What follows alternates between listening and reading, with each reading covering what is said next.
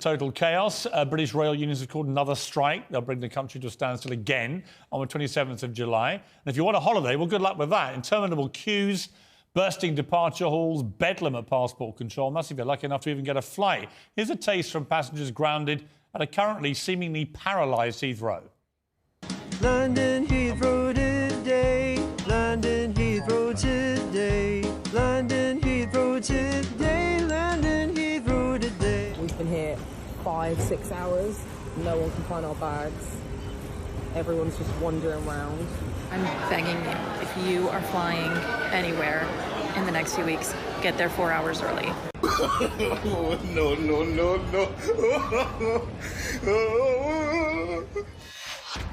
Just about sums it up. Well, I'm joined by aviation analyst and travel expert Alex Macheras. Alex, good to talk to you. Heathrow, what a complete and utter shambles Heathrow has become. They're even now putting a limit on the number of passengers that can go in. I think it's 100,000, which is 4,000 off what it normally is per day.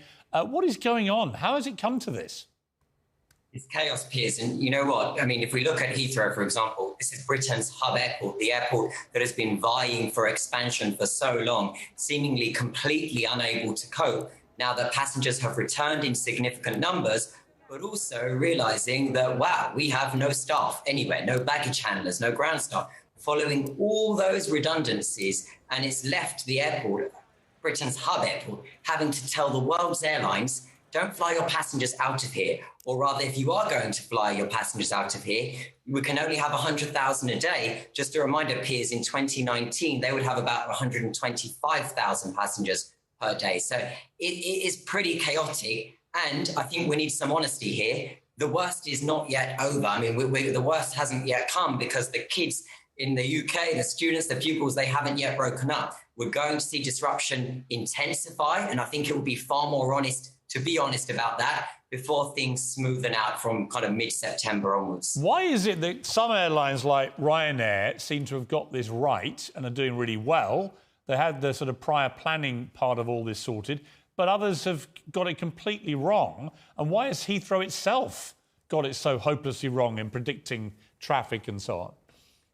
You've got the famous European low-cost airline Ryanair, and I just spoke with the Sunday Times about this past weekend. It really comes down to the fact that they did not get rid of as many staff as other airlines, nowhere near on the same level. O'Leary, their outspoken kind of bullish CEO, said that he wanted to exercise every other option, including unpaid leave during the pandemic, rather than simply pursue those tens of thousands of redundancies.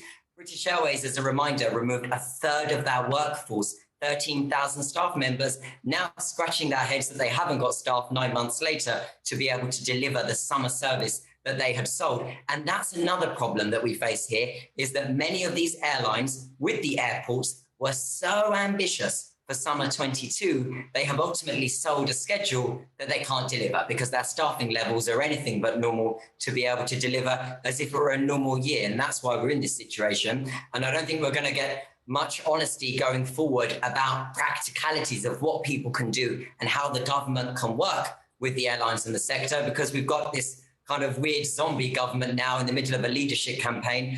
We're already in late July. And so I think they're going to think, well, kind of let these rough few weeks get out of the way before they can take some... Yeah, but for most people, these rough few weeks are the holiday they've been waiting for, in some cases, for nearly 3 years, right, after a pandemic. And now there's going to be no trains to get them to the airport anyway. And if they do get there, their flight may have been cancelled and all hell will break loose on the ground as well. I think it's a complete disgrace, particularly from an industry that was so bailed out by the government through the pandemic. This just comes down to bad management. Bad management.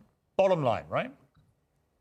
In one sense, you are, yeah, because the airlines could have seen this coming. I wrote a column myself in January saying that the staffing levels were not adequate for the summer schedule they had sold.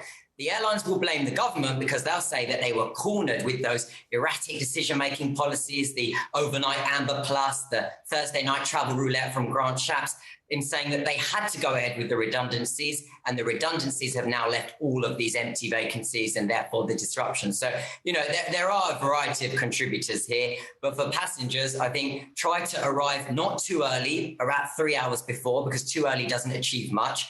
And also, if you've got an iPhone, then pop an AirTag into your luggage, because luggage is being lost left, right, and center. If you haven't got an iPhone, use a similar product like a smart tag and so on. There's only so much the passenger can do. But in this scenario, it would be helpful if we heard about passenger rights. But of course, if everyone knew their rights, these airlines will go bust. So well, I could give everyone a tip for nothing, which is only take hand luggage. I've been doing that for years, and that way, they never lose my luggage. Alex, good to talk to you.